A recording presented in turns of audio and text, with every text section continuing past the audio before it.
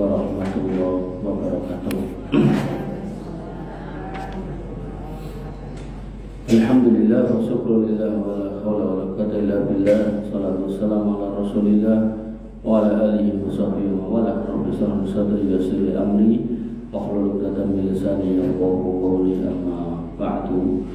Ibu-ibu yang dirahmati Allah, bapak dan ibu yang dirahmati Allah, alhamdulillah kita bisa berkumpul lagi untuk ngaji lagi, bermajlis lagi, membaca Al-Quran dan mempelajari isinya.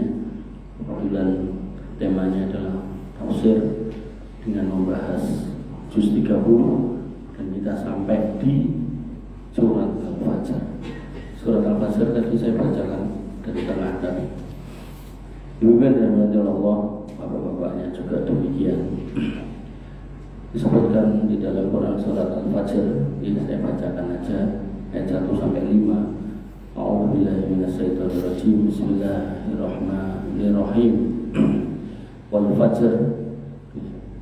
fajr, demi waktu fajar, walayalin asr, dan malam yang 10, wasyaf'i wal watar, dan yang genap dan yang ganjil. Nah, itu apa yang kita bahas. Walaili idza yasar, dan demi malam apabila telah berlalu. Hal fi dzalika qasamul hijr. Pada yang demikian itu terdapat sumpah yang dapat diterima oleh orang yang berakal. Disebutkan di sini dalam tafsirnya bahwasanya dohirnya, apa yang disumpahkan itulah yang menjadi objek sumpah. Artinya ketika Allah menyebutkan wal fajr, maka yang menjadi objek daripada sumpah itu adalah waktu fajar. Walayalin asar, maka malam yang 10, maka itu objek sumpahnya itu. Hal ini boleh dan lazim digunakan bila objek sumpah berupa sesuatu yang zahir dan penting. Dan ketika kita yang bersumpah, maka sumpah kita harus sumpah dengan menyebut nama Allah, demi Rob Ka'bah, demi Rob yang mematikan dan menghidupkan manusia, dan seterusnya. Dan yang seperti itu juga pada ayat yang lain ada, dan pada ayat ini ada. Allah Subhanahu wa taala bersumpah dengan waktu fajar, yaitu penghujung malam dan permulaan siang. Jadi malam itu berakhirnya dengan terbitnya fajar, dan fajar juga menjadi awal mula waktu siang. Karena di waktu akhir malam dan di permulaan siang terdapat tanda-tanda kebesaran Allah Azza wa Jalla yang menunjukkan kekuasaannya yang sempurna. Apa itu? Tenggelam dan terbitnya matahari. Tidak ada yang bisa. Makanya ketika Dajjal datang, umpami kita ketemu sama Dajjal, dia prakteknya menghidupkan orang mati, mendatangkan hujan, dan dia mengaku sebagai Tuhan, maka mangsumun setunggal mawon, insya Allah mboten saged. Kui matahari terbit kuaitan balik nopo kulon, terbit nopo kulon, insya Allah mboten saged. Makanya Bapak Ibu dirahmati Allah, itu tanda kekuasaan yang sempurna. Dan dialah Allah lah yang mengatur seluruh hal, yang hanya kepadanya lah ibadah layak ditunaikan. Makanya tadi siang saya sampaikan khutbah Jumat dengan tema hancurnya atau binasanya orang-orang yang berbuat kesyirikan. Karena tidak akan mendapatkan kebaikan apapun.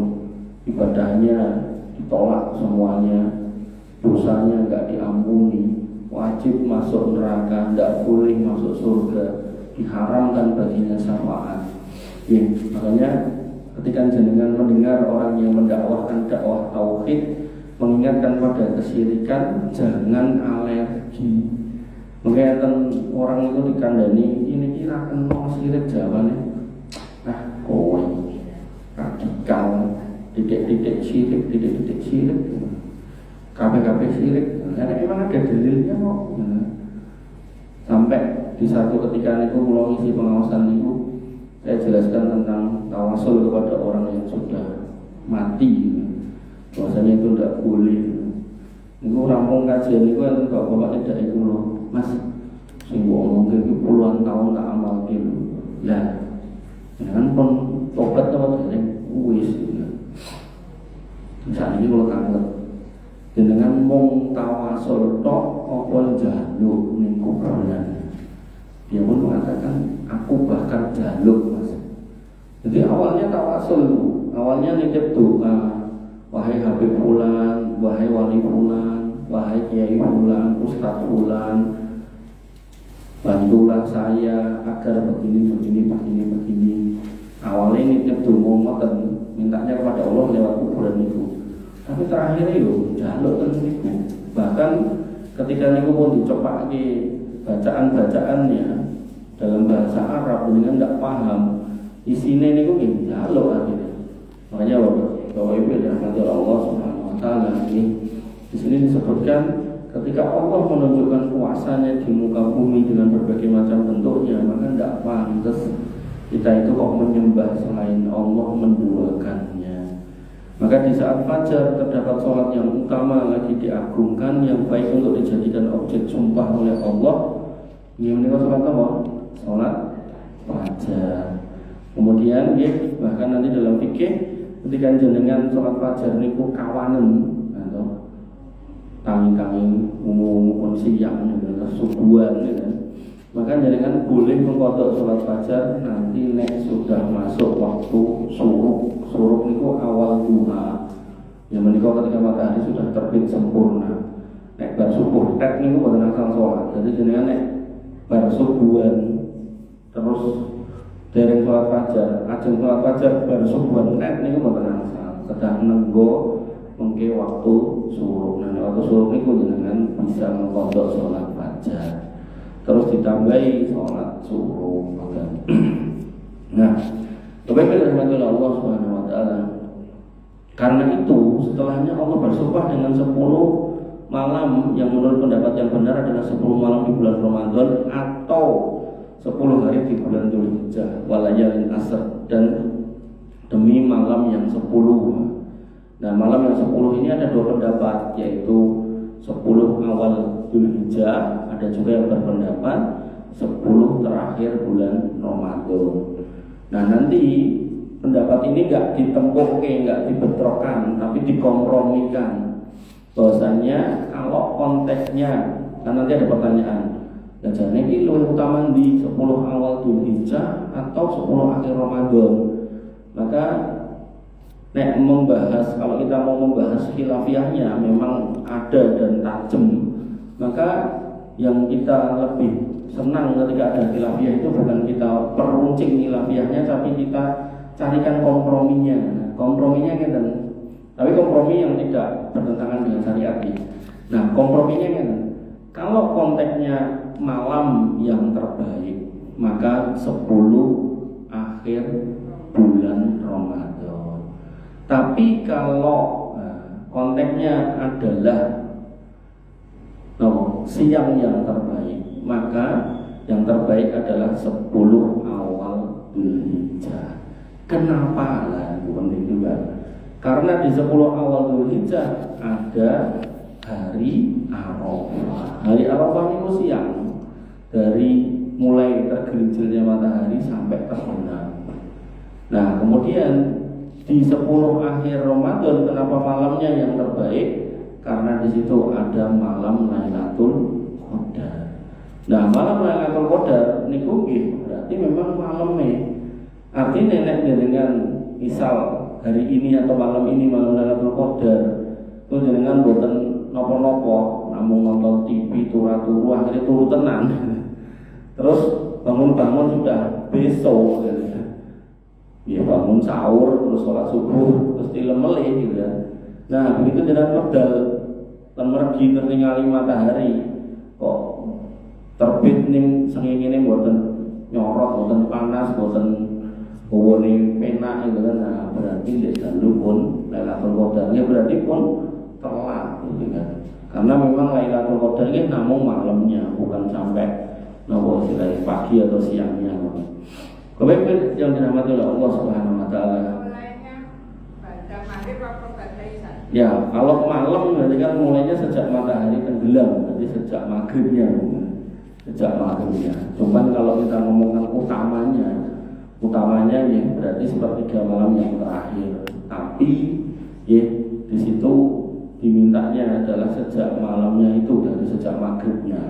Maka kalau dengan ngangge hitungan, lalu dari hitungan itu misal malam ini adalah malam ganjil, itu harusnya siang nih dengan istirahat, sehingga mungkin malam ini lek-lekan sekali-kali, ini maupun bendino dia tidak malah sakit, tapi sekali-kali ya, itu dengan agendakan ya, setiap ganjil, berarti pimpinan itu gangsal, gitu, 21, 23, 25, 27, 29, dan buat politik sampun ngertos dan Saudi niku nek ganjil niku orang-orang dari gunung-gunung niku mandek. Masjid niku kebuak, terus kita ini ora entuk ugon nek boten medal para asar. Nek medal para isak ngoten niku wis genah boten dalan sing waduh ing Ka'bah. Makanya Bapak Ibu rahmati Allah Subhanahu wa taala nggih. Ketika niku terlihat bagaimana orang itu berjuang untuk mencari jalan kepada Allah.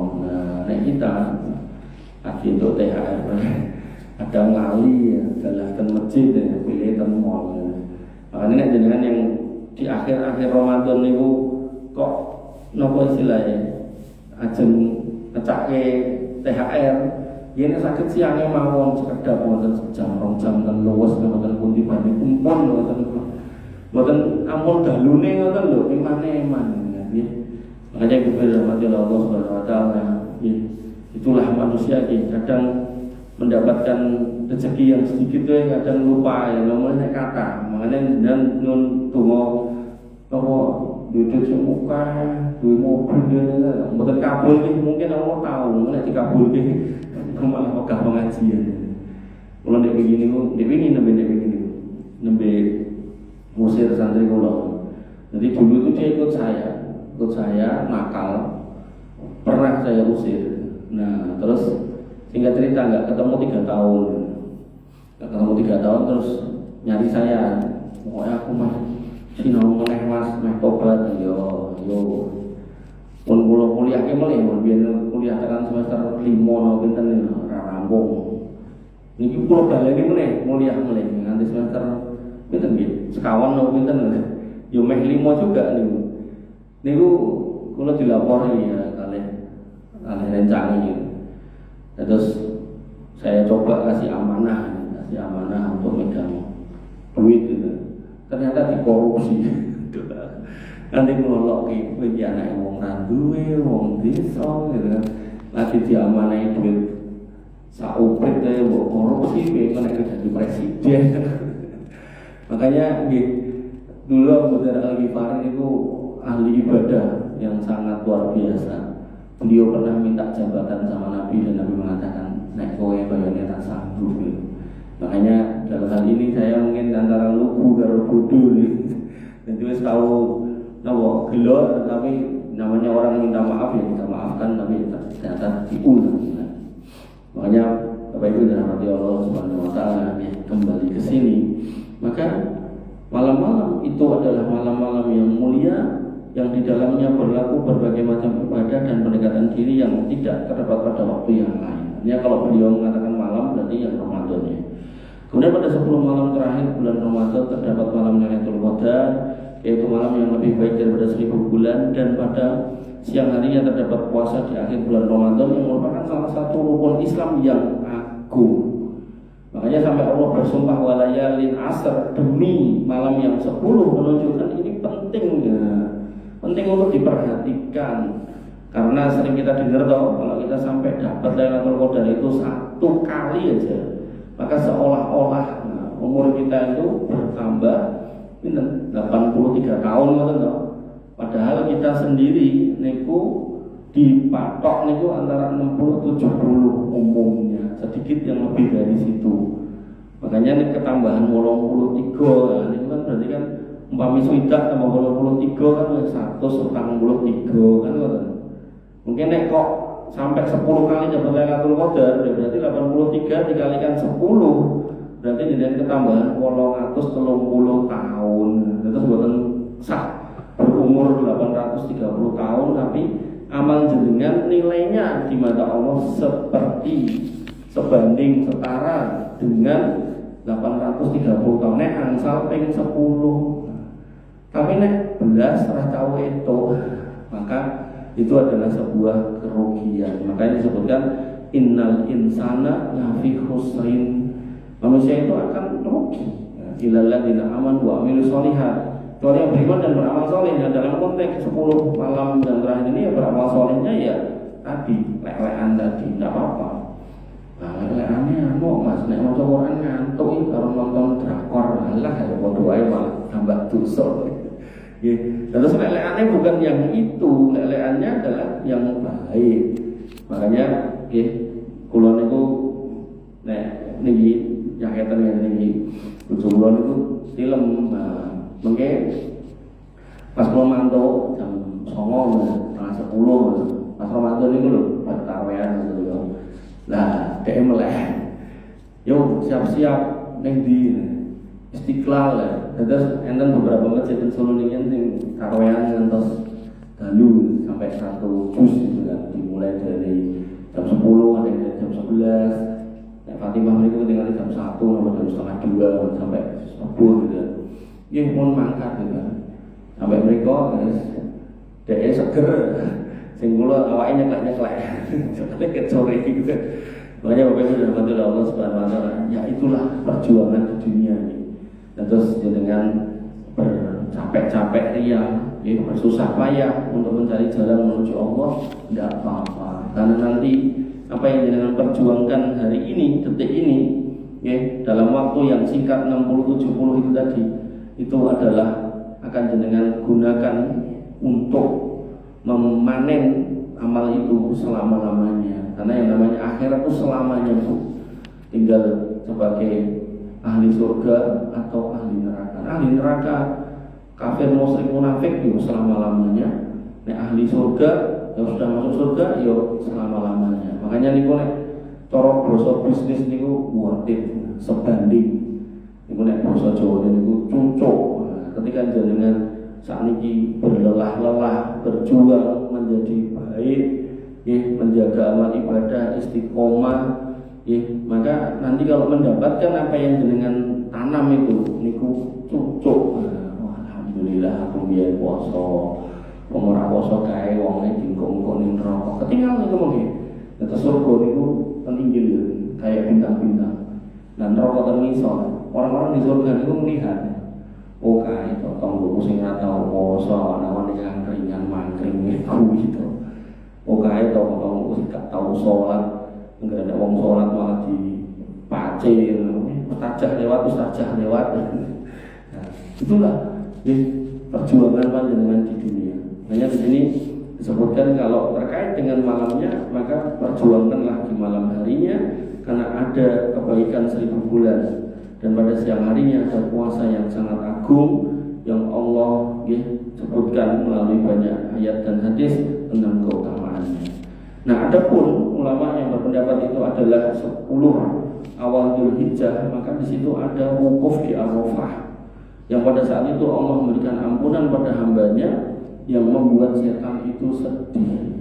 Jadi setan itu pengen menyesatkan manusia, tapi kok malah Allah menyelamatkan orang, membebaskan dari neraka dengan jumlah yang sangat banyak pada hari Arafah. Makanya ketika ada hadiah dari besar seperti itu, Nabi itu mensunahkan atau senang kalau dalam kondisi berpuasa. Dan situlah setan sedih, hadisnya ada. Ini namanya tafsir As-Sa'di, ini ringkasan-ringkasan. Maka setan tidak terlihat lebih hina dan kalah melebihi kehinaan dan kekalahannya di hari Arafah.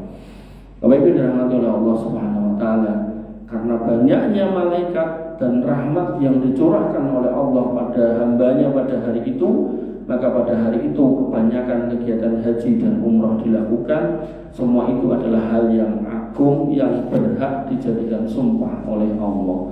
Sehingga beliau Al-Imam As-Sa'di di sini menyebutkan ulama yang menafsirkan itu sebagai 10 awal Ramadan, 10 akhir Ramadan atau 10 awal Dzulhijjah, tidak ada yang bisa disalahkan. Mereka di atas keputusan atau di atas tafsir atau di atas pendapat yang baik dan benar.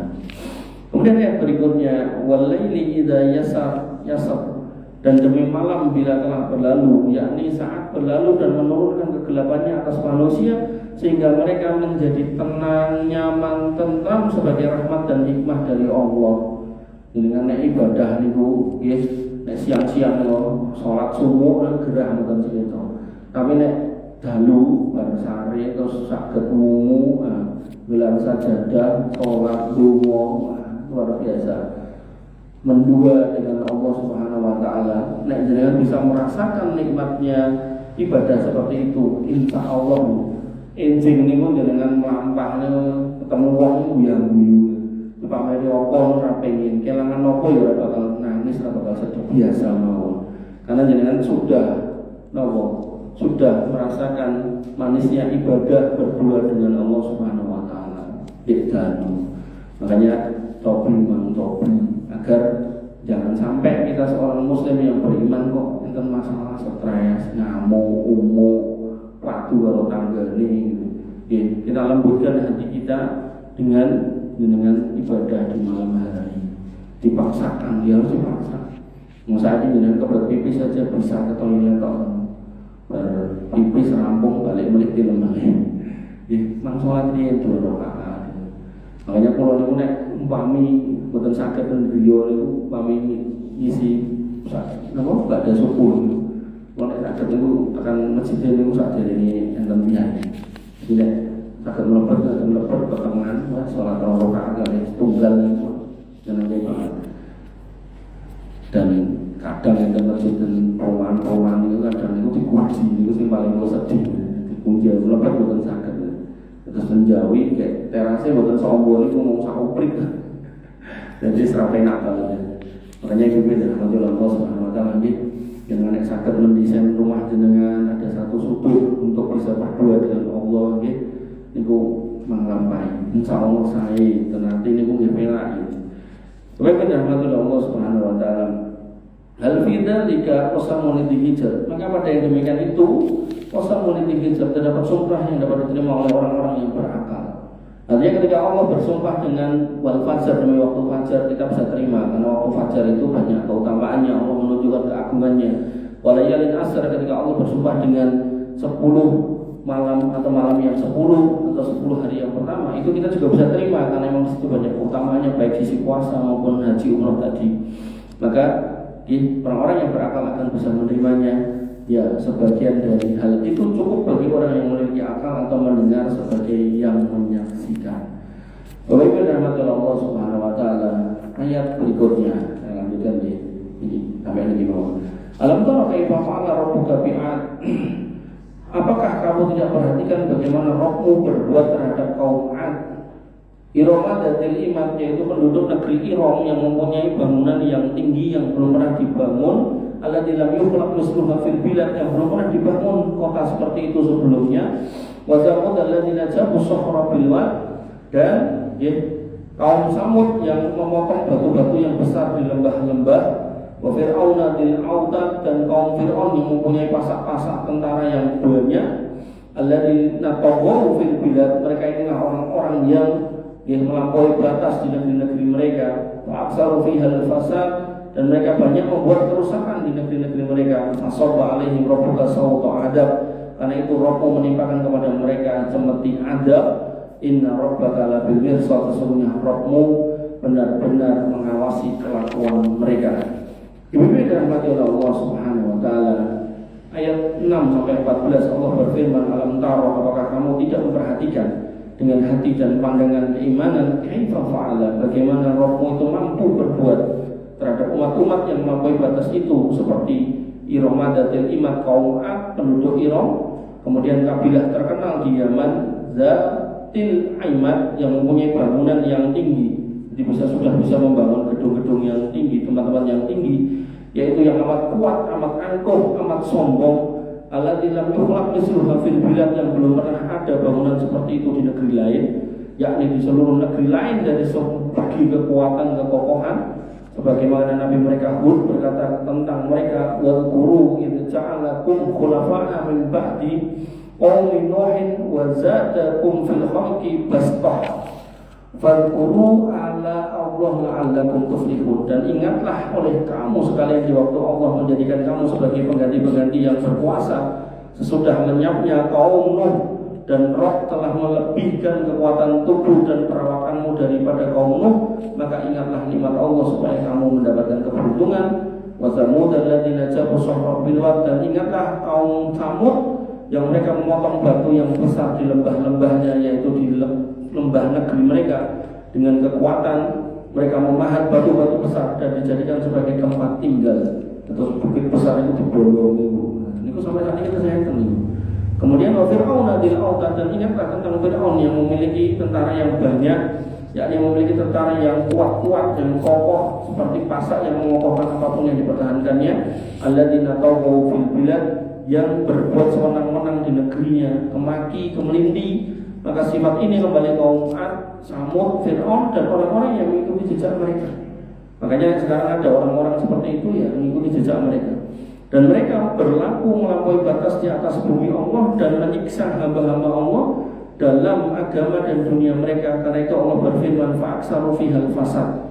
Mereka memperbanyak kerusakan di muka bumi dengan menganiaya orang beriman, dengan kekufuran dan berbagai macam cabangnya dan berbagai jenis kemaksiatan, serta berusaha memerangi para rasul dan menghalangi manusia dari jalan Allah. Maka kala mereka telah mencapai puncak pembangkangan yang mengharuskan mereka binasa, maka Allah menimpakan siksa, mengirimkan cambuk siksanya. Inna rabbaka labil mirsad, sesungguhnya Rabbmu benar-benar mengawasi bagi siapapun yang mendurhakainya. Dan Allah Subhanahu wa taala sedikit memberi tangguh, dan setelah itu akan menyiksanya dengan siksaan Zat yang Maha Perkasa lagi Maha Kuasa.